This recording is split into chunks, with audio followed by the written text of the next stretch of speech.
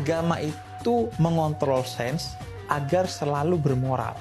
Agama butuh sains untuk menjamin agar agama bersih dari mitologi-mitologi. Islam harus kemudian bukan hanya berdamai, tapi terintegrasi dengan sains, meskipun pada wilayahnya masing-masing. Karena keduanya ini memiliki metodologi yang berbeda. Sains itu bersifat empiris, kemudian agama bersifat intuitif. Tapi harus saling mengisi keduanya untuk kemudian membangun peradaban yang betul-betul megah, yang betul-betul gagah. Nah, karena itu kemudian ada era independensi. Agama dan sains jalan sendiri-sendiri. Ya ini juga bermasalah karena ada irisannya menurut saya antara agama dan sains. Salah satu yang paling mudah seperti ini. Agama itu mengontrol sains agar selalu bermoral. Ditemukan nuklir agar gak dijadikan bom untuk membinasakan orang, maka perlu agama di sana. Agama butuh sains untuk menjamin agar agama bersih dari mitologi-mitologi. Kalau dibiarkan agama ini isinya mitos-mitos karena di dalamnya isinya keyakinan. Karena itu perlu diverifikasi melalui sains. Dan sains dalam pengertian yang luas, termasuk di dalamnya sosial, filsafat, dan lain sebagainya. Nah, karena itu independensi juga bermasalah. Kemudian integrasi. Penyatuan bagi saya juga bermasalah karena keduanya punya metodologi yang berbeda. Yang paling menarik adalah dialog. Dialog, keduanya saling berdialog, saling menginspirasi, saling menasehati dalam tanda petik, dan bekerja di bidangnya masing-masing untuk bersama mengkonstruksi peradaban agar lebih maju. Nah itu menjadi salah satu yang menjadi concern. Dulu pernah nulis jurnal tentang itu. Kemudian akhirnya ya sering berbicara tentang sains dan agama, apalagi yang kemudian berbicara lagi di beberapa episode saya di YouTube karena corona kemarin. Ketika corona kan ada kelompok yang corona itu gak ada, takut hanya pada Allah, jangan takut kepada corona. Padahal Sayyidina Umar bin Khattab, sahabat Nabi yang paling berani dan paling beriman, apalagi ditimbang kita, ya ketika di Syam ada pandemi, beliau keluar, lari dari pandemi itu. Ketika ditanya kenapa lari dari satu takdir, saya lari dari satu takdir menuju takdir yang lainnya. Paling beraninya orang, paling berimannya orang. Kita udah keberaniannya susu, kemudian keimanannya cetek, sok-sokan bicara bahwa gak takut corona, takut Allah. Ini pola pikir yang salah, yang rentetannya dari pemahaman tentang sains dan agama yang bermasalah. Nah itu yang kemudian kita ingin benahi. Padahal Al-Quran bicara ada 49 ayat yang menantang kita untuk berpikir. Afala tatafakkarun, afala ta'qilun. Ayo berpikir, kata Allah. Ayo kamu gunakan ilmu. Kemudian Al-Quran juga banyak ayat-ayat yang berbicara tentang kosmologi, tentang alam semesta. Kemudian Al-Quran dan Nabi ketika meminta kita untuk mempelajari ilmu, Nabi gak secara spesifik bilang ilmu agama, tapi semua ilmu. Dan sering kita lupa bahwa yang dilawan oleh Nabi adalah kejahiliahan. Jahiliyah itu akar katanya jahil, yang artinya kebodohan. Orang sering menganggap zina itu haram, tapi bodoh itu boleh gitu. Padahal Islam sangat menentang kebodohan. Sehingga seharusnya buta huruf itu menjadi musuh Islam. Kemudian literasi kita yang rendah itu seharusnya menjadi objek dakwah Islam dan lain sebagainya. Nah, Islam sebagai way of life, sebagai world view itu yang sekarang tereduksi. Sehingga saya ingin kemudian ya ayo kita mencoba menjadikan semuanya itu rukun untuk sama-sama memajukan. Ya, memajukan di level terendah, memajukan diri sendiri. Jangan sampai ada konflik sains dan agama di kepala kita. Kemudian memajukan bangsa, memajukan dunia. Assalamualaikum warahmatullahi wabarakatuh. My name is Zahra Ariska Salsabila. My last student number 63. Di sini saya akan menjelaskan tentang arti penting menguasai materi harmonisasi sains dan agama bagi guru SMA.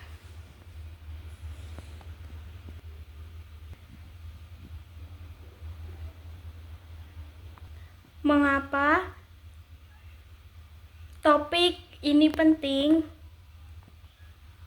Bahwa di dunia pendidikan, guru adalah fasilitator utama yang membentuk cara pandang siswa terhadap ilmu pengetahuan. Di tengah perkembangan teknologi dan sains modern, sering muncul kesalahpahaman bahwa agama dan sains tidak bisa berjalan bersama. Guru perlu memahami hubungan keduanya agar mampu mendidik siswa dengan wawasan yang seimbang. Definisi harmonisasi sains dan agama. Apa itu harmonisasi sains dan agama?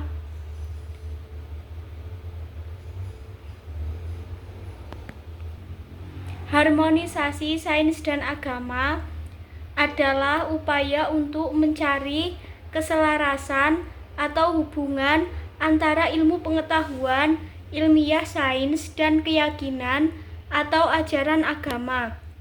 Tujuannya adalah untuk menunjukkan bahwa sains dan agama tidak selalu harus bertentangan, melainkan bisa saling melengkapi dalam memberikan pemahaman yang lebih utuh tentang dunia, kehidupan, dan eksistensi manusia. Dalam harmonisasi ini, sains dianggap sebagai cara untuk memahami fenomena alam dan dunia fisik melalui metode empiris, eksperimen, dan observasi. Sementara itu, agama memberikan pandangan spiritual, etis, dan moral tentang makna kehidupan, hubungan manusia dengan Tuhan, serta prinsip-prinsip etika dalam bertindak. Sains menjawab bagaimana, agama menjawab mengapa. Sains fokus pada bagaimana sesuatu terjadi secara mekanis atau fisik. Sementara agama lebih tertarik pada alasan dan tujuan di balik kejadian tersebut, khususnya dalam kaitannya dengan kehidupan manusia dan tujuan moral. Keduanya bisa bekerja sama dalam beberapa aspek seperti etika lingkungan atau kesehatan. Sains dan agama bisa bekerja sama untuk menghasilkan panduan yang lebih lengkap.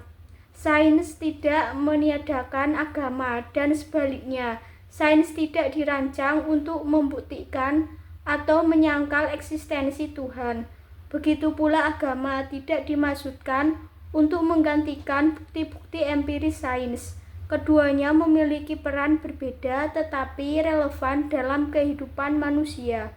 Dengan harmonisasi, individu atau kelompok dapat menghindari konflik yang tidak perlu antara sains dan agama, serta mendekatkan pemahaman manusia tentang dunia dari perspektif spiritual dan ilmiah. Bahwa keduanya bisa saling melengkapi dalam memahami realitas kehidupan.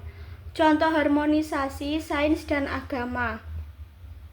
Contohnya adalah, misal dalam hal penciptaan alam semesta, atau yang biasa disebut dengan Big Bang teori versus pandangan agama, atau dalam praktek etika medis, bioteknologi, dan bioetika dalam agama, perspektif Islam, dan harmonisasi sains. Pencarian ilmu pengetahuan adalah bagian dari ibadah. Sains dianggap sebagai salah satu cara untuk memahami ciptaan Tuhan dan lebih mendekatkan diri kepadanya. Peran guru dalam mengajarkan harmonisasi sains dan agama. Tugas guru dalam pembentukan karakter. Pentingnya peran guru SMA dalam membentuk cara berpikir kritis siswa. Mereka harus bisa menghubungkan sains dan agama dalam konteks yang relevan. menyatukan nilai ilmiah dan spiritual dalam pengajaran. Guru perlu menciptakan lingkungan di mana sains dan agama bisa didiskusikan tanpa bentrokan.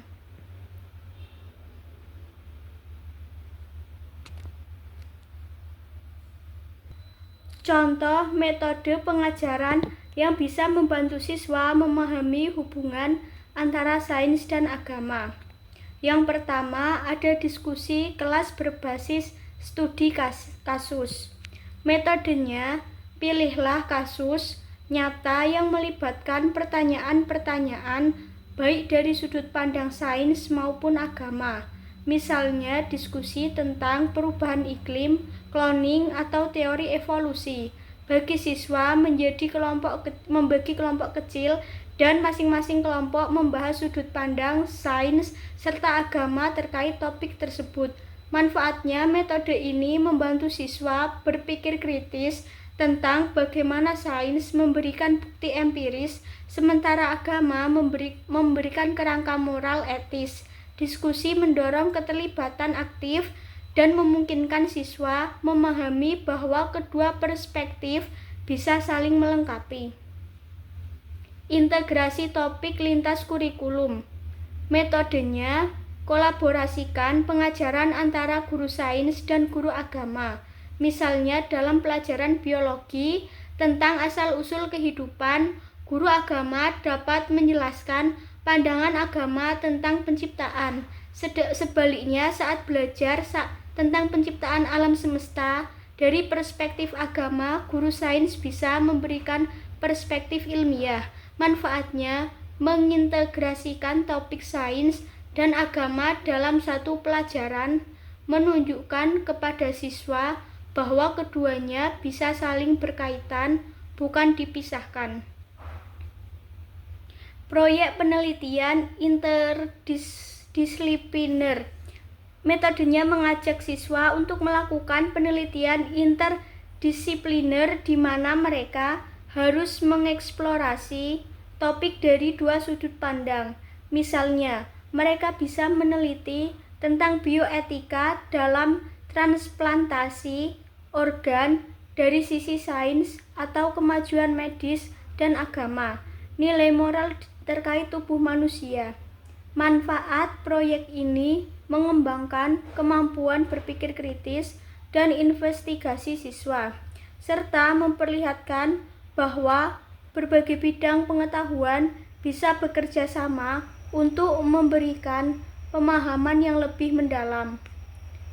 Debat akademik dengan sudut pandang sains dan agama.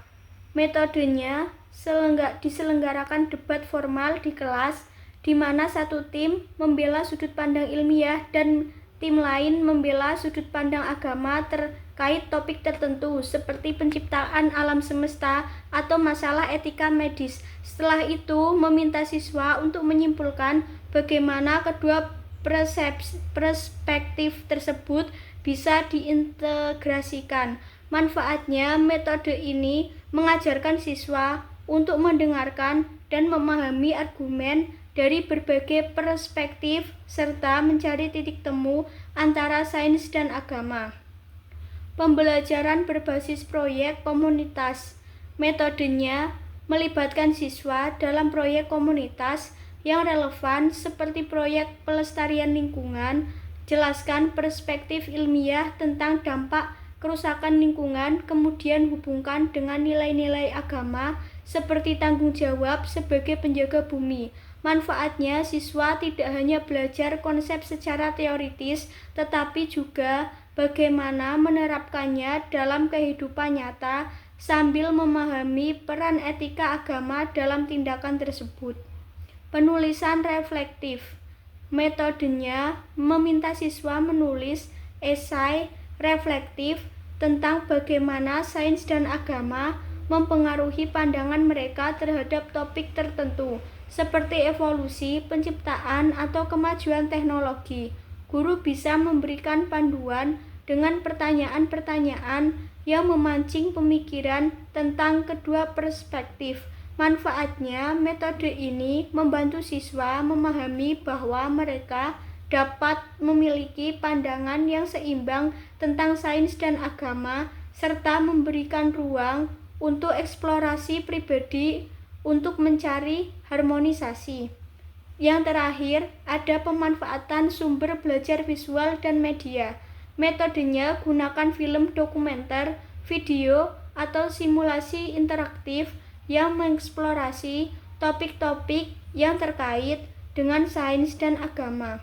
Misalnya, video tentang penciptaan alam semesta ataupun penemuan teknologi medis, lalu diikuti dengan diskusi kelas tentang bagaimana agama memberikan makna moral terkait topik tersebut. Manfaatnya, media visual membantu siswa yang lebih visual dalam belajar, serta membuat topik yang mungkin sulit dipahami menjadi lebih konkret dan menarik. Dengan metode-metode ini, guru dapat membantu siswa melihat hubungan antara sains dan agama secara lebih jelas dan mengembangkan pemikiran kritis yang holistik.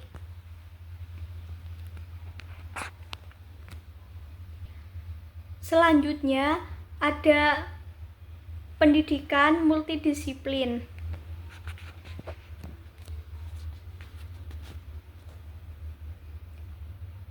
Pentingnya pendidikan yang tidak hanya fokus pada bidang tetapi pada integrasi antara beberapa disiplin ilmu termasuk sains, agama, dan humaniora. Selanjutnya ada tantangan dan solusi dalam pengajaran harmonisasi. Tantangan yang dihadapi guru. Beberapa tantangan yang mungkin dihadapi guru dalam mengajarkan harmonisasi antara sains dan agama, seperti kurikulum yang terpisah, pandangan sempit siswa, atau bahkan kepercayaan pribadi guru. Solusi dan strategi. Beberapa solusi untuk menghadapi tantangan tersebut seperti pelatihan guru yang lebih baik, memperkenalkan topik lintas disiplin dalam kurikulum, dan menciptakan diskusi yang inklusif di kelas. Ada manfaat menguasai materi harmonisasi sains dan agama bagi guru. Yang pertama ada meningkatkan kualitas pengajaran. Guru yang memahami materi harmonisasi sains dan agama bisa meningkatkan kualitas pengajaran dengan memberikan perspektif yang lebih holistik kepada siswa. Yang kedua ada membentuk siswa yang seimbang. Dengan mengajarkan harmoni antara sains dan agama, guru berperan dalam membentuk generasi yang mampu berpikir secara kritis, etis, dan spiritual. Yang ketiga ada membangun toleransi. Pemahaman yang baik tentang hubungan antara sains dan agama juga dapat membantu membangun toleransi dan pemahaman lintas agama dan budaya.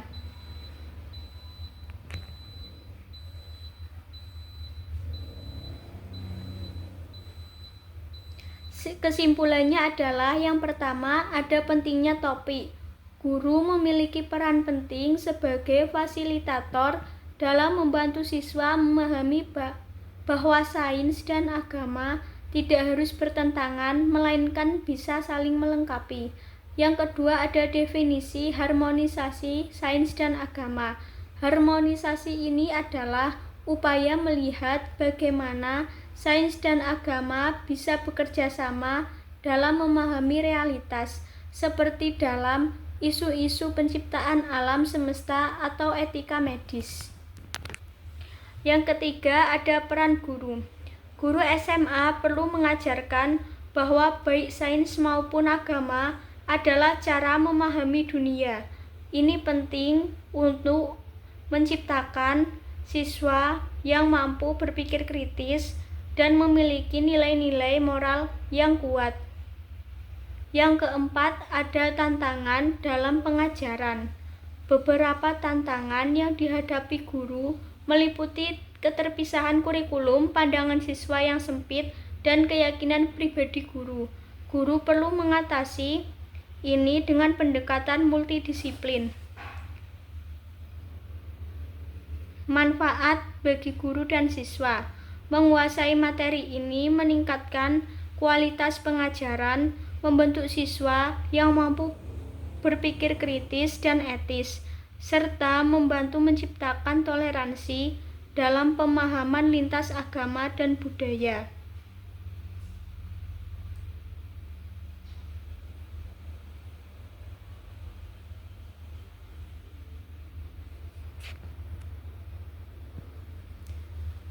Ajakan kepada guru. Dorong guru untuk terus belajar dan mendalami materi ini agar bisa menjadi pengajar yang lebih baik dan mampu menginspirasi siswa untuk memahami dunia secara komprehensif.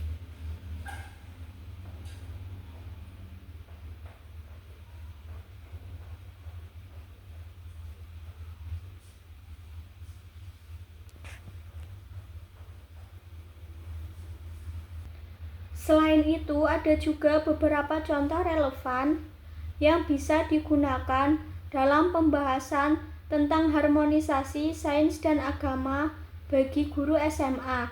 Yang pertama, ada penciptaan alam semesta atau Big Bang teori dan agama. Sains. Teori Big Bang menjelaskan bahwa alam semesta bermula dari sebuah ledakan besar yang kemudian berkembang menjadi galaksi dan planet seperti sekarang. Agama. Banyak tradisi agama termasuk Islam, Kristen, dan Yahudi percaya bahwa alam semesta diciptakan oleh Tuhan. Dalam Al-Quran dan ayat yang menjelaskan bahwa langit dan bumi dulu menyatu sebelum dipisahkan terdapat dalam Quran surat Al-Anbiya ayat 30 yang bisa dianggap selaras dengan konsep Big Bang. Kesimpulannya, guru dapat menjelaskan bahwa kedua pandangan ini tidak harus bertentangan, tetapi bisa saling melengkapi dalam menjawab pertanyaan tentang asal-usul alam semesta. Yang kedua, ada etika medis dalam bioteknologi sains.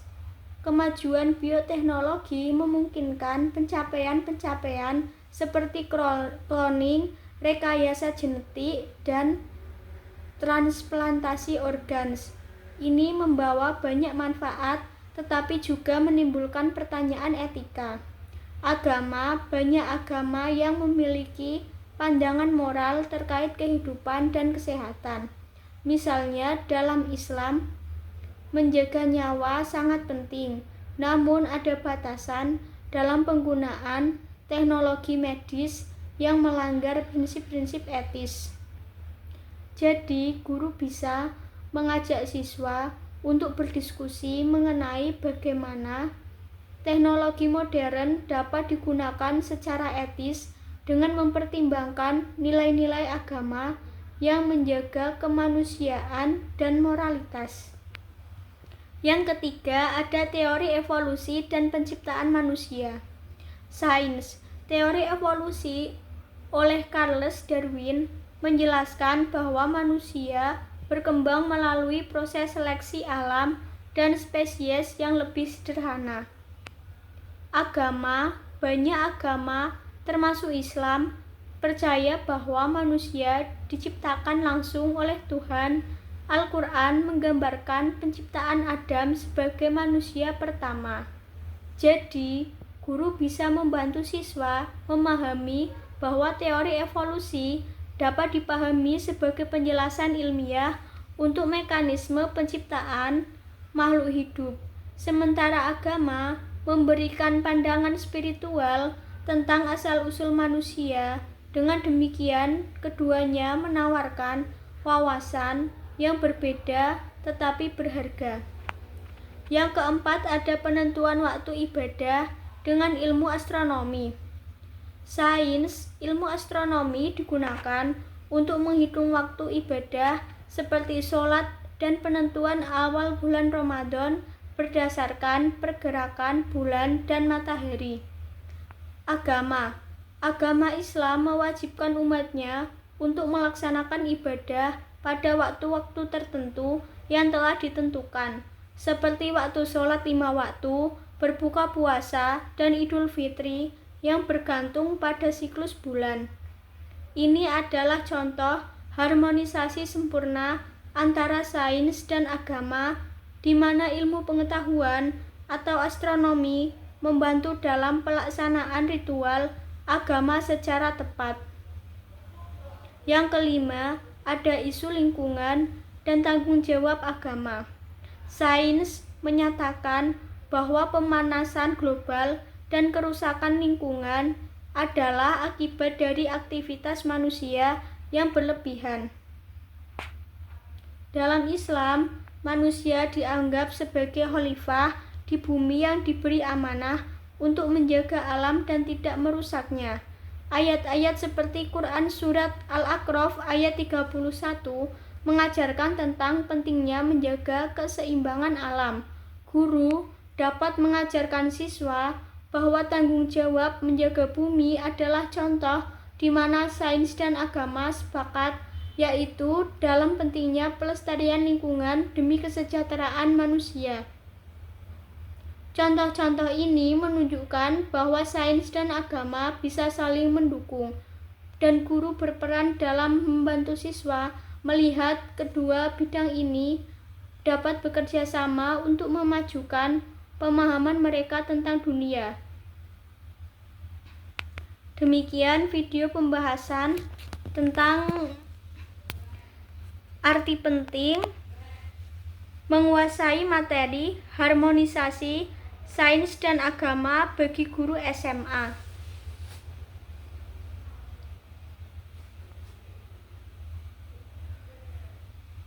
Semoga bermanfaat. Mohon maaf atas kurang dan salahnya. Terima kasih telah menonton video ini. Wassalamualaikum warahmatullahi wabarakatuh. Apakah agama dan sains bisa berjalan seiringan? Oke, begini, memang tak dapat dipungkiri bahwa negara-negara barat berkontribusi besar terhadap perkembangan ilmu pengetahuan atau sains. Namun masalahnya, seringkali perkembangan sains tersebut yang tidak dibarengi oleh aspek agama menimbulkan sebuah masalah dalam hal moral dan etika. Hal tersebut juga sudah banyak bukti-bukti yang jelas bahwasanya sains banyak sekali yang merugikan manusia. Oleh sebab itu, sains perlu sekali pedoman atau tuntunan dalam perkembangannya. Pertanyaan selanjutnya, apakah hal itu bukannya justru menghambat perkembangan sains ya? Karena hal-hal metafisik atau sesuatu yang tidak nampak yang tidak dapat dibuktikan secara empiris. Oke, adanya metafisik memang tidak bisa dipisahkan dengan aspek agama, namun itu justru menjadi landasan utama bagi saintis untuk meyakini dan berpedoman terhadapnya agar bisa menuntun terhadap kebaikan setelahnya. Bukankah peradaban emas Islam yang dulu justru berpegang teguh terhadap akidah Islamiyah? Toh itu justru mampu menciptakan kedamaian dan tidak menciptakan keburukan apalagi kerusakan. Maka pemisahan antara agama dan sains itu sebenarnya akal-akalan manusia saja yang tidak berlandaskan bukti yang konkret, atau memang konsep agama yang mereka yakini yang justru salah sejak awalnya. Nah, ini perlu dibahas lebih lanjut di video-video selanjutnya. Terima kasih, sekian dari saya Rif Jacobus. Ingin mengatakan kalau suka follow, kalau enggak ya silahkan komen. Dalam Al-Quran, ulama itu artinya orang yang berilmu. Berilmu, iya. Seharusnya memang agama itu dilihat dalam segala sudut pandang. Karena itu sebenarnya sains agama, pola hubungannya itu seharusnya adalah saling terintegrasi satu sama lain. Sains membutuhkan agama untuk kemudian menjaga agar sains itu tidak mengarahkan manusia pada chaos. Agar ketika manusia menemukan uranium itu tidak digunakan untuk menjadi senjata nuklir. Agar nuklir tidak digunakan untuk menghabisi manusia lain dan alam semesta. Dan agama juga butuh sains untuk membersihkan agama dari mitos-mitos yang biasanya mengiringi agama kan. Ini bukan membuat agama steril, tetapi membuat agama jadi tumbuh ya, kurang lebih begitu ya. Betul.